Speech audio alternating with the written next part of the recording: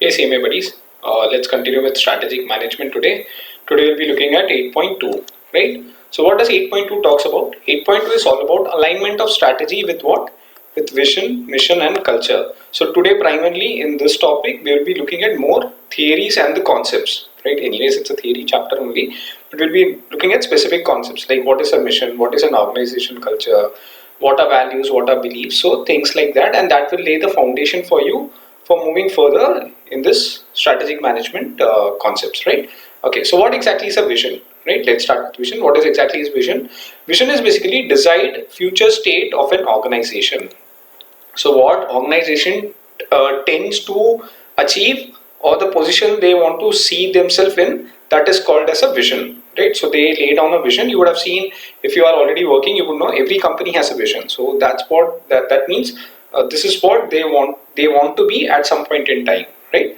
So aspiration around which a strategist, right? So every strategist has a certain aspiration. Now, for example, who can be a strategist?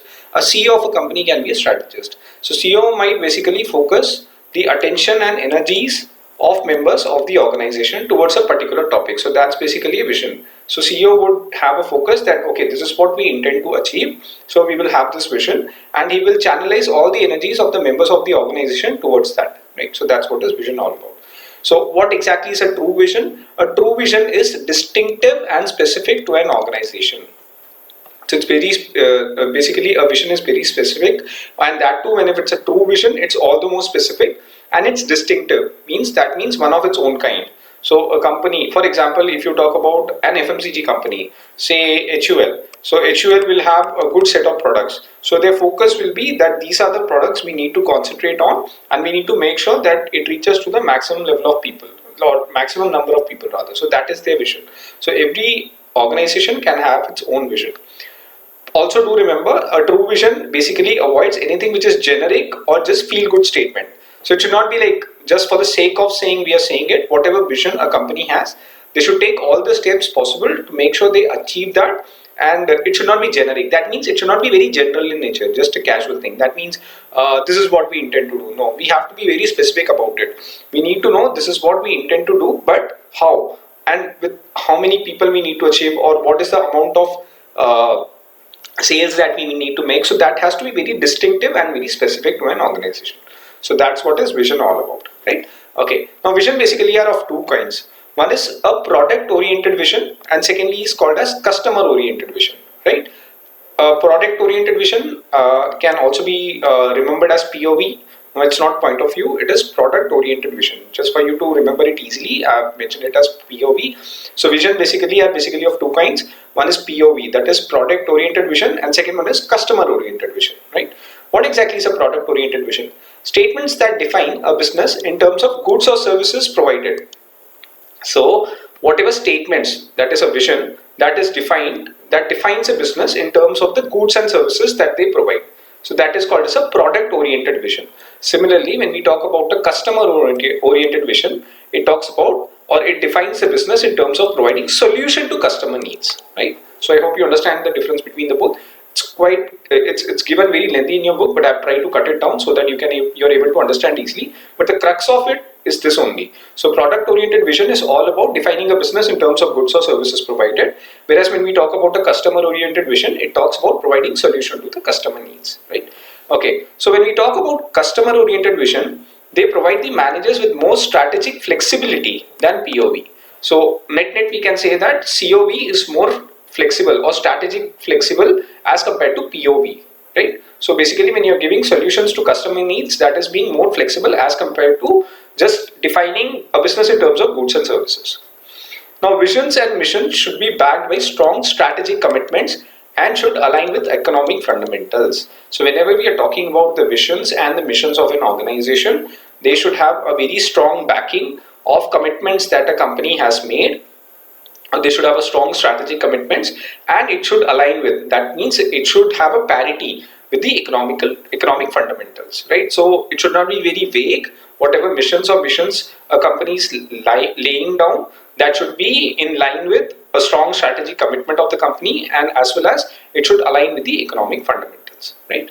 Okay, simply what can be the example of vision statements? For example, there is a shoe brand Nike which is very famous. So their vision statement is to bring innovation and inspiration to every athlete in the world. So their idea is to cater to as many athletes as they can reach out to the extent possible. So basically their idea is to bring innovation and inspiration to every athlete in the world. Similarly, if you look at an Indian company, an FMCG company called as Dabur, their vision statement is dedicated to the health and well-being of every household, right? So that's how a company basically defines a vision statement. Okay. Now, what are various benefits of having a good vision? Now, please remember this name if you can. It was mentioned by Mr. Azhar Kazmi in 2008, right? Okay. Now, what are the various benefits as per Mr. Azhar Kazmi? He says, first of all, a good vision should be inspiring and exhilarating. Okay. What do you mean by exhilarating? Exhilarating means something which can make one happy. Something which makes one happy is called as exhilarating.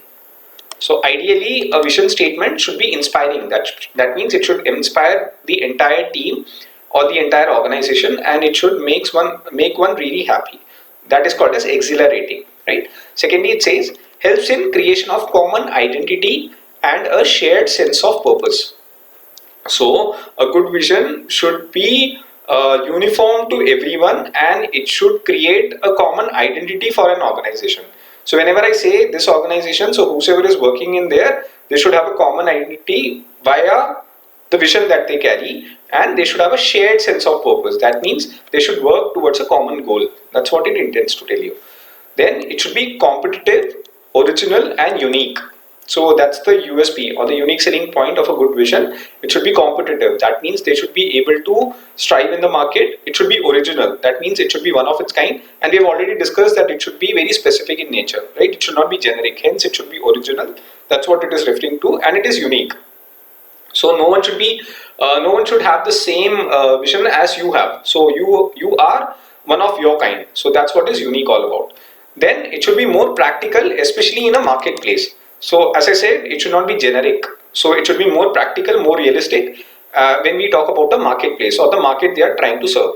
Then it should foster risk-taking and experimentation. What do you mean by foster? Foster is nothing but simply to encourage.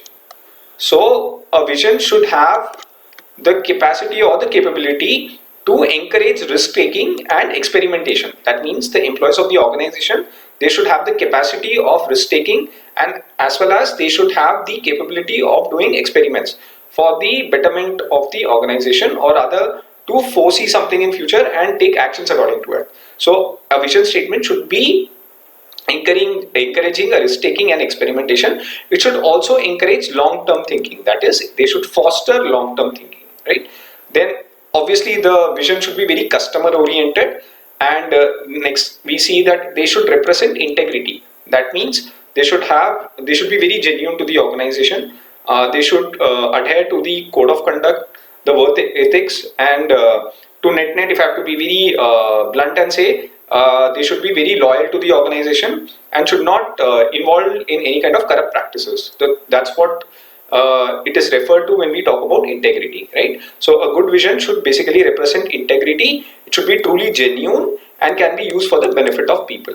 So that's what is integrity all about. Then the internal stakeholders take initiative to define the vision. So whoever is the internal stakeholder in an organization, they should take the initiative to define the vision, or they are the ones rather who define the vision, right? So what are the various benefits of a good vision? First of all, it should be inspiring and exhilarating. Exhilarating means something which makes you happy. It should help in creation of common identity and a shared sense of purpose. Competitive, original and unique. It should be more practical, especially in a marketplace. It should encourage risk-taking or foster risk-taking and experimentation. It should also foster long-term thinking. It should be customer-oriented. It should represent integrity. It should be truly genuine and can be used for the benefit of the people. And internal stakeholders should take initiative to define the vision, right? Moving on. Next one, very similar to vision, what we call as a mission. Okay. So what exactly is a mission? Mission is nothing but it describes a company's purpose and its present business. So what exactly is company working for, and what is their present business module, right? That's what is mission all about. So what are the questions that are being asked when we talk about mission? First of all, who are we? We as a company, who are we? What are we do? Who are we? What are we doing? And why we are here? So three questions. One is who are we? Second one is what we are doing, and third one is why we are here. Right? So these are the three questions that are being answered by a mission of a company. So what exactly is a mission? A mission is something which describes the purpose and the present business. It tells the society whether it is providing service or a product. So it tells the nature of the business, whether they are into product or they are into service, right? For example, if you talk about FMCG, they will be more about providing products. Whereas if you talk about a hospitality industry, for example, say a hotel, then they would be talking about service. So mission of both the companies will depend on what kind of service they are providing or what kind of product they are providing, right? Mission statement provides a sense of shared expectations in employees and communicates a public image to the important stakeholders who are related to company's task environment. Okay, so basically what is mission statement? A mission statement, every company has a mission statement. As we have a vision, we have a mission statement also. What mission statement does is it promotes a sense of shared expectations, as in what we share in common as the employees of the organization. So it says a sense of shared expectations in whom? In employees. And also what it does is it communicates a public image. That means it portrays what exactly they are doing to important stakeholders. Stakeholders can be whom? Stakeholders can be your suppliers, stakeholders can be your customers, stakeholders can be your shareholders. So they all are stakeholders of the company. So a mission would basically communicate a public image. That means they will tell the public as to what exactly are the company's task environment to whom? To the important stakeholders. What is a task environment? Task environment is nothing but external factors that affect an organization ability to achieve the goals.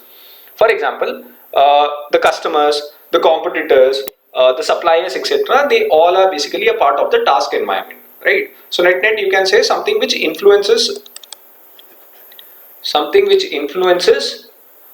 or what we call as the external factors is called as the task environment of the organization, right? So this is what is mission all about.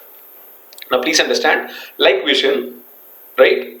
As we saw it in mission, even mission statements can be product oriented or customer oriented, right? Same is the way, see in mission also we had 2 points. One was POV and COV if you remember. Similarly in mission also we have two things. One is product oriented and customer oriented. What is the difference between the two? When we talk about product oriented in terms of vision, it says it focuses on characteristics of the product sold and markets served, not on what kind of customer needs are being satisfied, right? So basically when we talk about product orientation in terms of mission statement, it will tell you the characteristic, as in the quality or the structure or the pricing or any other feature that describes a product. The product oriented vision mission will focus on the characteristics of the product sold and market served, not on what kind of customer needs are being satisfied. That's not the agenda of product oriented. Whereas when we talk about customer oriented mission, it talks about, or rather it focuses on customer needs rather than a particular product for satisfying those needs, right? I hope you understand. Simply when you talk about a product oriented mission, it focuses on the characteristics of the product sold and the market served. So what are the kinds of products they are being sold and what kind of markets are being served, right? It doesn't talk about what kind of customer needs are being satisfied. Whereas when we talk about customer oriented, they basically focus on customer needs rather than a particular product. So that means one talks about the characteristics of the product sold and market served, whereas the second one talks about the customer needs rather than a particular product that satisfy their needs, right? For example, when we talk about mission of a company called as Google, which is very popular, to organize the world's information and make it universally accessible and useful, right? That's what is the mission of the company Google, right? Okay, we come to the next topic. This talks about organizational culture. Okay, so what exactly is an organizational culture? Companies' beliefs, values and attitudes. So three things. One is beliefs, second one is values, third one is attitudes, right? So these three things you remember when we talk about organizational cultures and how this influences the behavior of its employees, right? So beliefs, values and attitudes and how these basically influences the behavior of its employees. Basically, the very important term that you need to remember in terms of organizational culture is taken for granted ways, right? So basically your organizational culture is primarily related to the taken for granted ways of doing things. Culture affects how people experience an organization, right? So what is the culture of an organization? The organization that you're working in, you have a certain culture. So what do you mean by culture? Culture simply means that taken for granted ways. That means that's the pattern in which the employees or an organization works in, or rather works with the agenda in the mind, right? Culture basically affects how people experience an organization. That means it may be within the organization or outside the organization. So even the employees or the customers both have an image about the organization. So they take it for granted that this is the organization that works in a specified way, right? A simple example can be, you can be looking at a private sector bank or a public sector bank. For example, you go to a private sector bank and you feel there's a certain way they work in an organization. It may be very professional, and they may be wearing a certain set of uniform. The approach they would have towards you will be very different, right? But if you look at a public sector bank, their way of working will be very different, right? They will have a different work culture altogether. They would have a certain standard which a private may not have. I'm not trying to criticize anyone or to tell a good or bad thing about anyone. It's just that I'm telling you what is the difference, and how do you realize the difference when you go into that organization.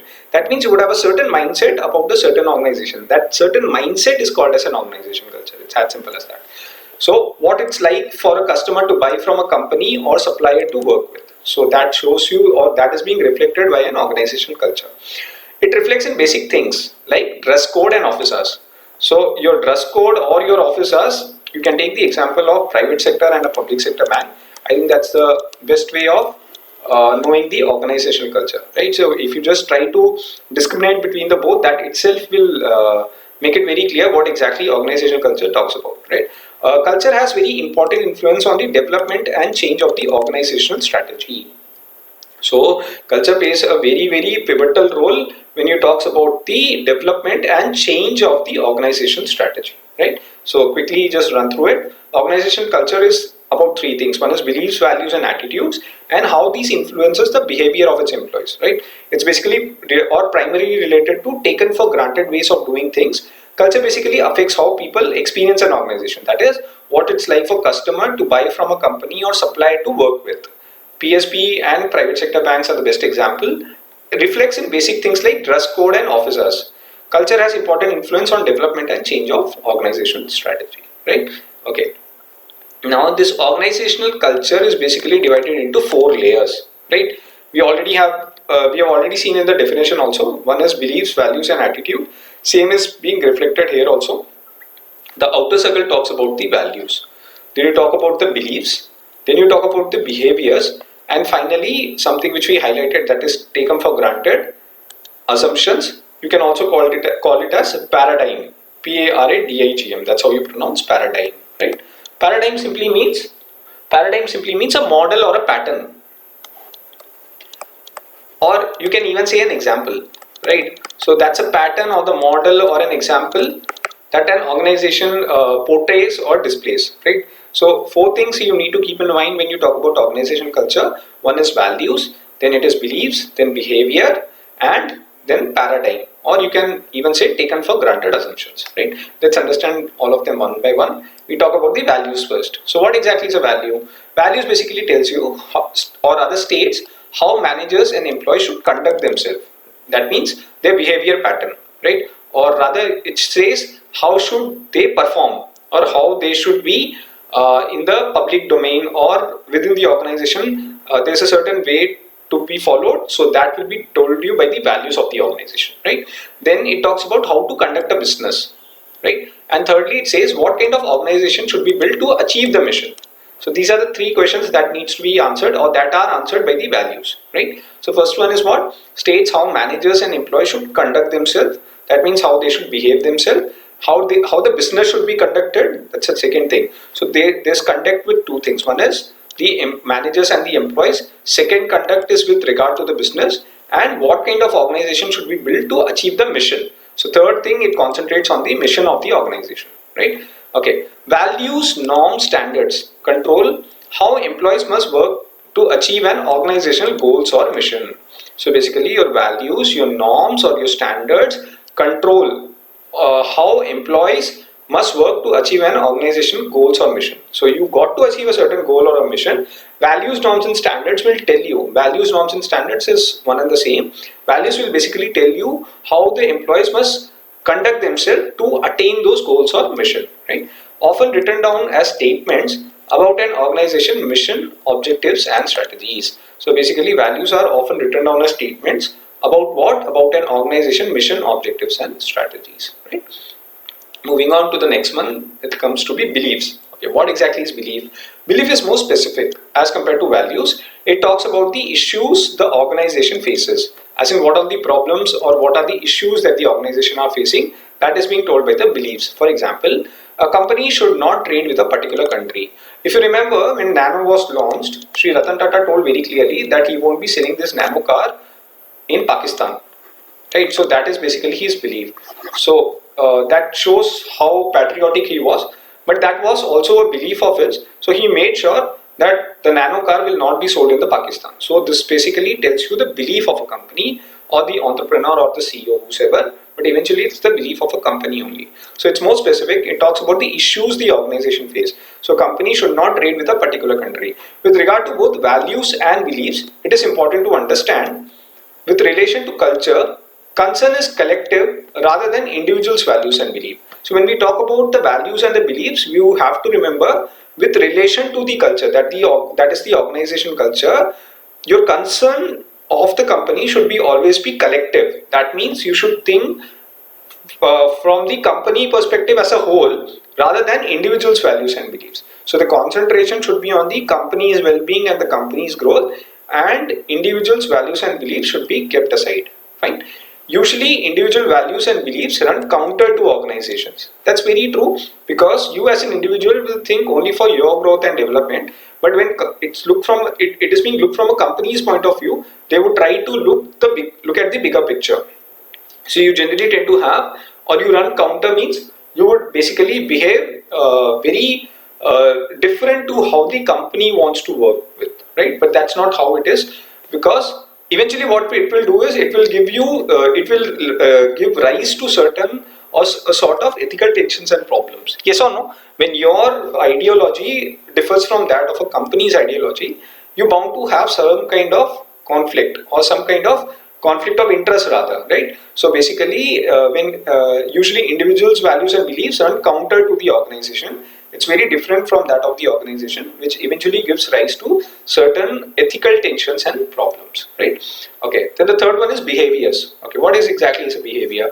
Day-to-day way in which an organization operates and is visible by the people both within and outside the organization. So day-to-day operations or the day-to-day way in which an organization operates, and that can be seen by the people or visible by the people where both within and outside the organization. What does it include? It includes your work routines and how organization is structured and controlled. So that's what is behavior all about, right? Finally, the fourth one is what? Paradigm or taken for granted assumptions. Okay, what does it talk about? Aspects of organizational life that people find difficult to identify and explain. So basically, when you talk about taken for granted assumption, we have already understood that when we did the definition for organizational culture. So that is what is taken for granted assumption. They are basically the aspects of organizational life that people find difficult and identify and explain. Right? You cannot basically jot it down in a paper what exactly is granted assumption, but you can have a look at the company and say that okay, this is the pattern or this is the setup they actually work in. So aspects of an organizational life that people find difficult to identify and explain, referred as an organizational paradigm, right? Paradigm is basically set of assumptions, means that is being assumed, or assumption is what you assume something held in common and taken for granted in an organization, right? Simply you can say that something which people find difficult to identify and explain, that is called as an organizational paradigm. Paradigm is basically what? A set of assumption which is held in common. That means everyone follows it in general and taken for granted in an organization. That means this is how an organization would be. So that is what is taken for granted, right? Okay. Then you come to what is culture's influence on strategy, right? Now, till now we understood what exactly is an organizational culture. What are the 4 layers of organizational culture? Now we are trying to understand what exactly is culture's influence on strategy. Okay. Now, taken for granted nature of culture is significantly important in relation to strategy and the management of strategy. There are two primary reasons for this. So basically, when you talk about taken for granted, that means the paradigm, nature of the culture, it is very significantly important. It is very, very important with relation to what? In relation to the strategy and the management of the strategy, right?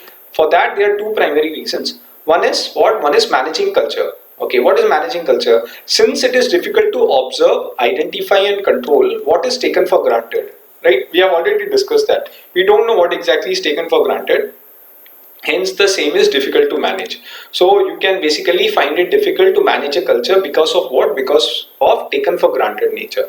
Therefore, there should always be a way of analyzing culture so as to make it more evident. So you have to devise a technique to basically manage the culture of the organization. Secondly, culture as a driver of strategy. Okay, what does it say? Organizations work as per their standard culture and usually find it difficult to change their strategy outside the boundaries of that culture. So there's a culture which is predefined and usually the organization work within that culture itself.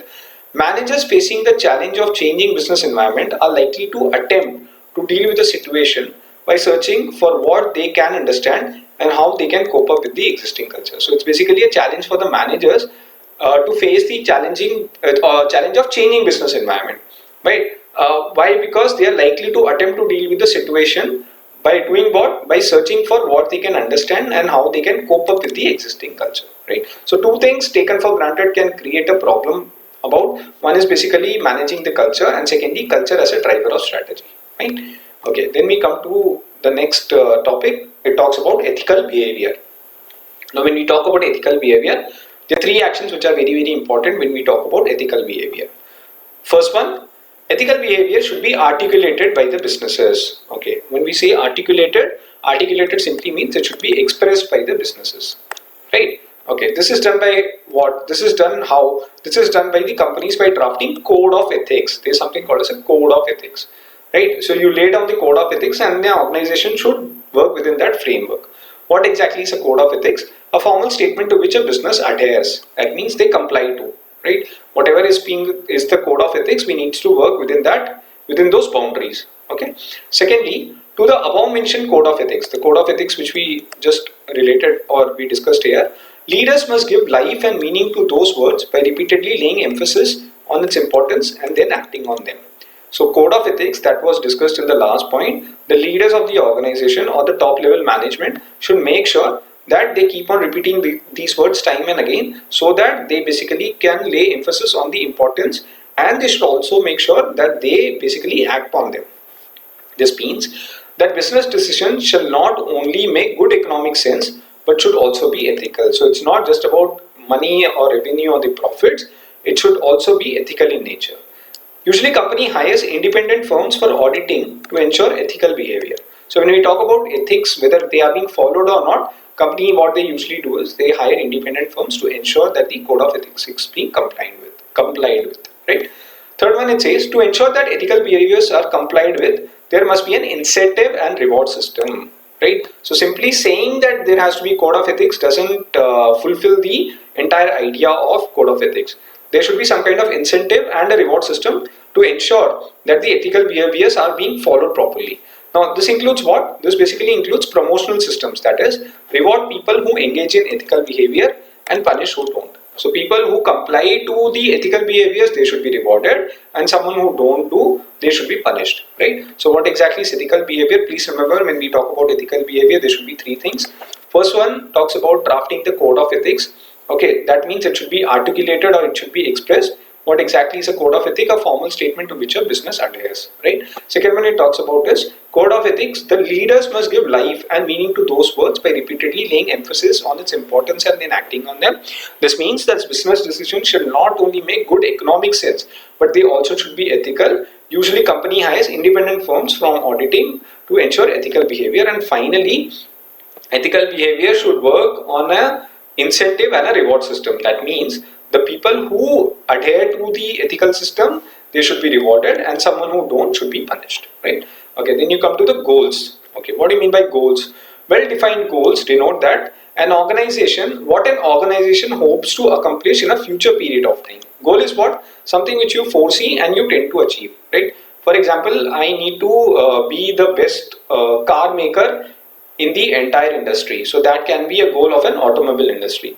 So that can be a goal. So hence it says a well-defined goal denote that an organization hopes to accomplish in a future period of time. So 3 years down the line or 5 years down the line, I need to be the best in my business. So that's what can a goal be.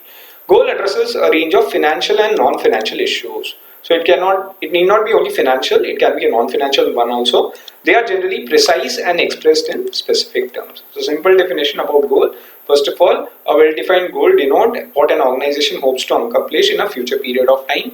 Goals basically addresses a range of financial and non-financial issues. They are generally precise and expressed in specific terms, right? Okay, then you come to objectives. Okay, very, very important, because subsequently you would see a lot of topics on objectives coming in. So what exactly is objective? Objective basically forms the basis of the functioning of the organization. So objective has a direct correlation with what? To the functioning of the organization. Objectives are relevant due to following factors. There are 4 factors which are very, very relevant when you talk about the objectives. First of all, it defines the organization relationship with the environment. So objectives will define the organization relationship with the environment. Secondly, it helps in pursuing organization vision and mission. Vision and mission, which I have already discussed. Objective basically will help you in pursuing, or rather attaining those vision and mission, or rather complying with those vision and mission. Third one, it talks about provides basis for strategic decision making. So it would lay down the platform for strategic decision making. And finally, provides the standard for performance appraisal. Performance appraisal is what? At the year end, whatever the employees or the organization has done, you need to see on what parameters have they performed and whether they are able to beat the benchmark, or at least attain the benchmark that was laid down at the beginning of the year. So that's what this performance appraisal all about, right? So when you talk about objectives, first of all, it forms the basis of what? For the functioning of the organization. And you need to remember 4 points which are relevant with respect to objective. First is define the organization relationship with the environment. Secondly, helps in pursuing organization vision and mission. Third one, it says provide basis for strategic decision making. And finally, provides the standard for performance appraisal. Okay. Now there are desirable characteristics of objectives in order to be effective. Now an objective to be effective, there are certain characteristics. Easier way of remembering can be U SMART, right? I know you guys are smart, so U SMART can basically be desirable characteristics of an objective. Okay, what does U stand for? U stand for understandable. Okay, so objective should be understandable for people who are expected to achieve them. So people who are trying to achieve, they should be able to understand it first, right? So clarity in objectives basically avoids ambiguity or doubtfulness. So there should be no ambiguity. Ambiguity simply means there should be no doubt in their mind, right? So first off, U SMART is U, and the U talks about understandable, right? Second one is SMART. SMART is S. S means specific. Okay. It involves 5 specific set of questions. So basically when we talk about specificity, it talks about 5 things. First is what organization wants to achieve. Second one is why the company wants to achieve. Third one is who are involved in the process. Fourth one is where it wants to achieve. And fifth one is what are the resources and the constraints that needs to be identified. Right? So first is what, second is why, then who, where and which, right? So when we talk about what, it says what organization wants to achieve, why the company or the organization wants to achieve, who are the people involved in the process, where it wants to achieve, means it talks about the place, and which are the resources, what are the resources and the constraint that needs to be identified, right? Then we move on to the next one, that is M. M talks about measurable, right? Measurable means what? That should be precise and measurable. Right, whatever objectives are there, they should be very precise and measurable. Good practice to quantify objectives rather than to state in qualitative terms. So a number should be assigned to make it more measurable, because when you talk about only quality, you can't measure it in terms of numbers, right? So numbers make it more measurable in nature. So you should attach some kind of numbers to it. So when you talk about measurable, it helps to compare objectives with respect to comparable companies in the particular industries. So it helps you to compare with the other participants in the particular industry. Then you talk about A. A is what? Attainable. What do you mean by attainable? Attainable means something which you can achieve.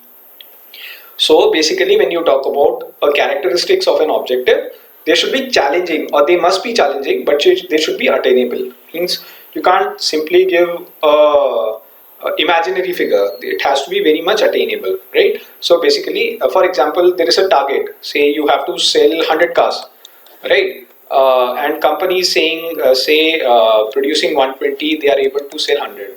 But in the next quarter, you cannot be saying you need to sell 1000 now, right? So that's a 10 times jump in next quarter itself, which is very unrealistic. So it can be challenging. So this 100 can become 150, but this 100 cannot become 1000. So hence it should be challenging but attainable.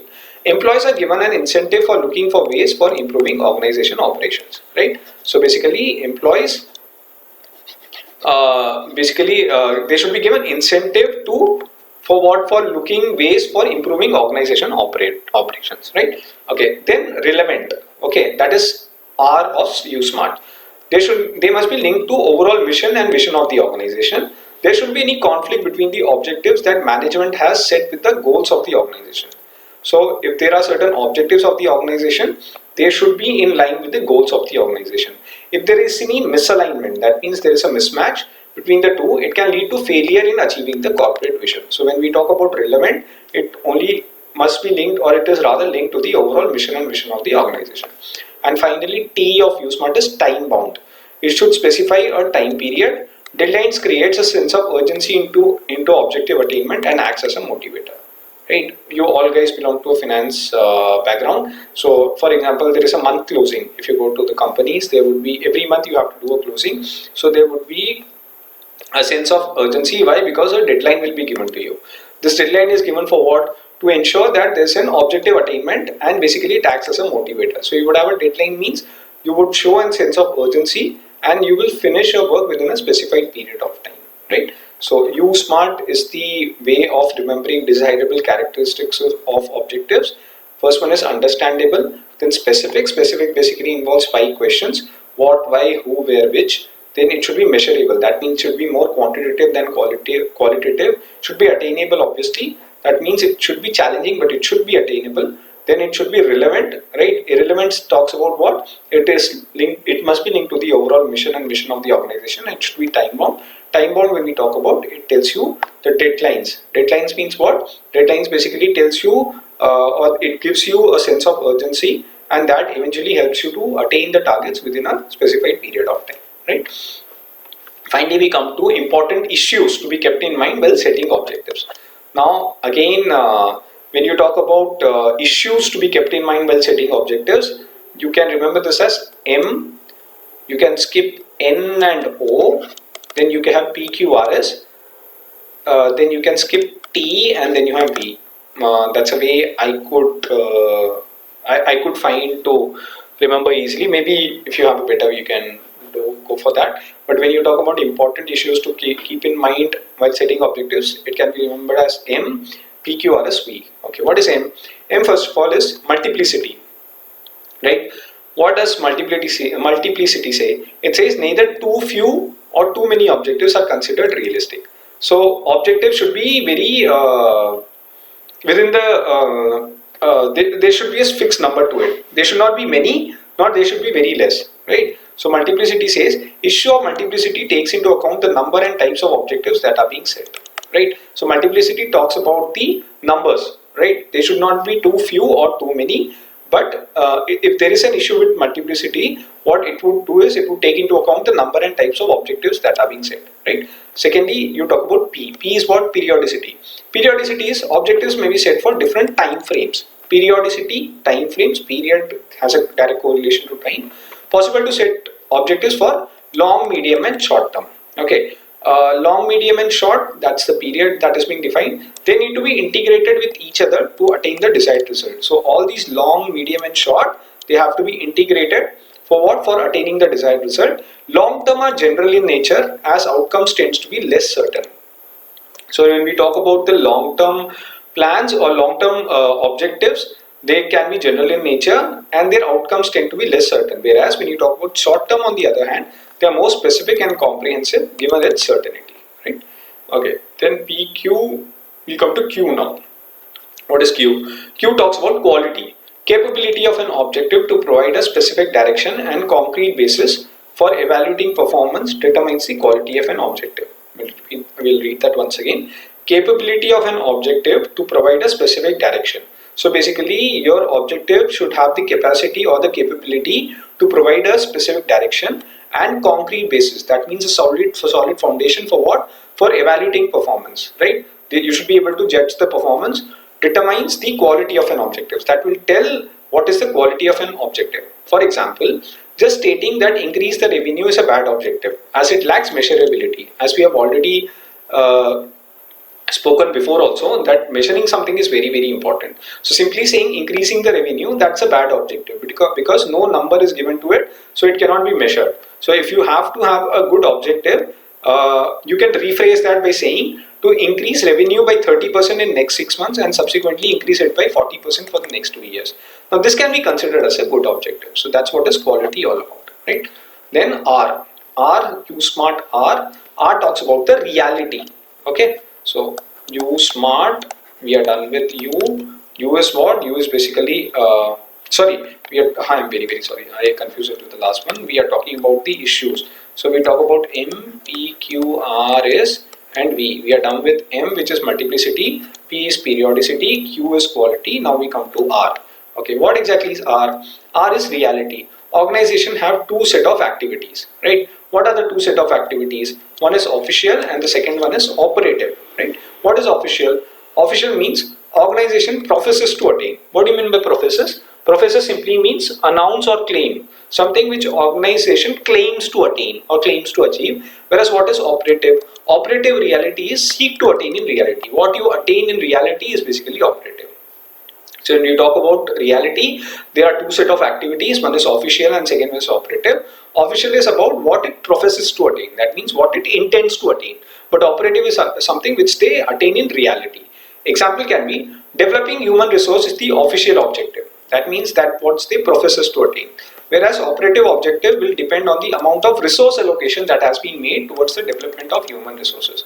So what allocation you do is basically operative in nature, but what you intend to achieve, or rather how do you want to develop the human resource, that is simply an official objective, right? Then you come to specificity. Specificity is related to organizational level for which a set of objectives have been stated. It is basically related to the organization level for which a set of objectives have been stated. Objectives can be at different levels of specificity. What do you mean by that? At one end, they may be broadly stated as goals, whereas on the other end, it may focus on the performance targets. So goals is one end of the target, whereas other end can be performance targets, right? So that's what is specificity. That it comes from the word specific, right? So basically it is related to the organization level for which a set of objectives have been stated. Objectives can be at different levels. One is can be at a goal level, other one can be at a performance target level. They may be stated as corporate, general and particular. So they have three categories of specificity. One is corporate, second one is general and third one is particular, so that they serve the needs of performance and its evaluation. So you just need to remember these three things, that would be more than sufficient. Finally we come to V. V is what? We have finished S here, now we come to V, right? So V talks about verifiability. Okay, we come from the word verification or verified, right? Revolves around the idea whether an objective has been met or not. So that's how you verify that. So that is verifiability.